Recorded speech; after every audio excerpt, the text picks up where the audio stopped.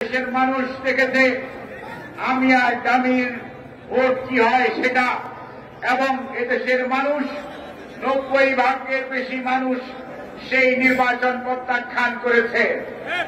আজকে সরকার তার পরবর্তীতেও সংসদ ভেঙে না দিয়ে এবং একই সাথে 650 অধিক সংসদ সদস্য নিয়ে এখন পর্যন্ত বাংলাদেশের সংবিধানকে বৃদ্ধাঙ্গুলি রেখে দেশ শাসন করে যাচ্ছে।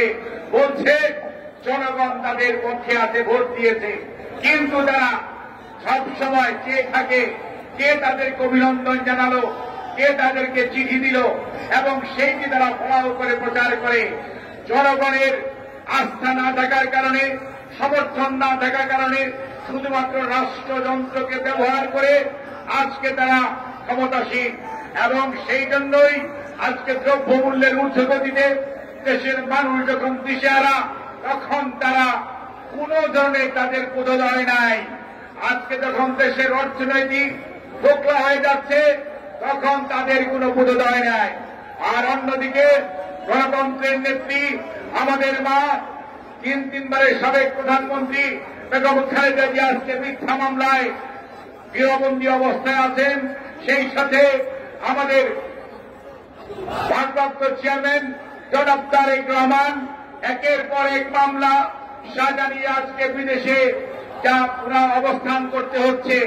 অন্যদিকে দলের মহাসচিব জনাব মির্জা ফখরুল ইসলাম আলমগীর, স্থায়ী কমিটির সদস্য মির্জা আব্বাস, জনাব আমির খসরু মাহমুদ চৌধুরী সহ বিএনপির কেন্দ্রীয় কমিটির অনেক হাজার হাজার নেতা কর্মী এবং প্রায় 25,000-এর অধিক নেতা কর্মী আজকে এই মুহূর্তে কারান্তরে।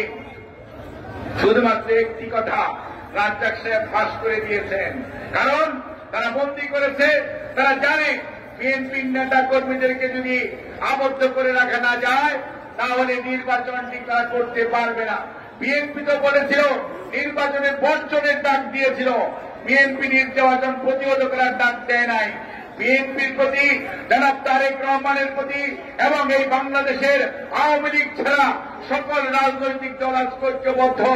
এই সরকারের অধীন আগামী কোন নির্বাচনে এদেশের মানুষ অংশগ্রহণ করবে না, এবং তার রায় দিয়েছে এই 90% মানুষ শুধুমাত্র বিএনপির আহ্বানে সাড়া দিয়ে তারা সেই দিন ভোট কেন্দ্রে যায় নাই। কাজে আজকে কালো পতাকা মিছিলকেও তারা ভয় পায়। তারা বলে তারা নাকি ক্ষমতাসীন, তারা জয়যুক্ত হয়েছে, কিন্তু তারা তাদের বিএনপি কর্মসূচি দিলেই আওয়ামী লীগ ভয়ে সন্ত্রস্ত হয়ে কর্মসূচি দিতে বাধ্য হয়, কর্মসূচি দেয়। অর্থাৎ উস্কানি দেওয়ার যত কাজ সবকিছুর সাথে বিএনপি আওয়ামী লীগ সম্পৃক্ত, এবং আওয়ামী লীগ চায় এই দেশে গণতন্ত্র থাকবে না, শুধুমাত্র একদলীয় শাসন ব্যবস্থা থাকবে। সেই লক্ষ্যেই আজকে বাকশাল 2 বাস্তবায়নের কার্যক্রমের এক চূড়ান্ত পর্যায়ে তারা পৌঁছে। কিন্তু আজকের এই উপস্থিতি প্রমাণ করে কোন অবস্থাতেই বাংলাদেশের মানুষ তাদের এক বিন্দু রক্ত থাকতেও বাংলাদেশে বাকশাল কায়েম করতে দিবে না।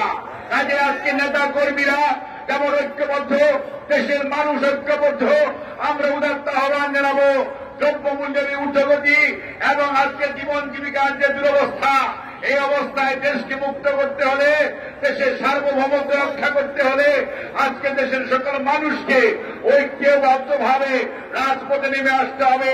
শেখ হাসিনাকে, এই আওয়ামী লীগ সরকারকে বিদায় করতে হবে। নির্দলীয় নিরপেক্ষ সরকারের অধীন জাতীয় নির্বাচনের মাধ্যমেই আগামী দিনে দেশের মানুষ ঠিক করবে দেশ কোন দিকে যাবে, দেশ শাসন করবে কারা, কোন অবস্থাতেই বাকশালীরা নয়। আপনাদের সবাইকে ধন্যবাদ। আল্লাহ হাফেজ। বাংলাদেশ জিন্দাবাদ। জাতীয়তাবাদী দল জিন্দাবাদ।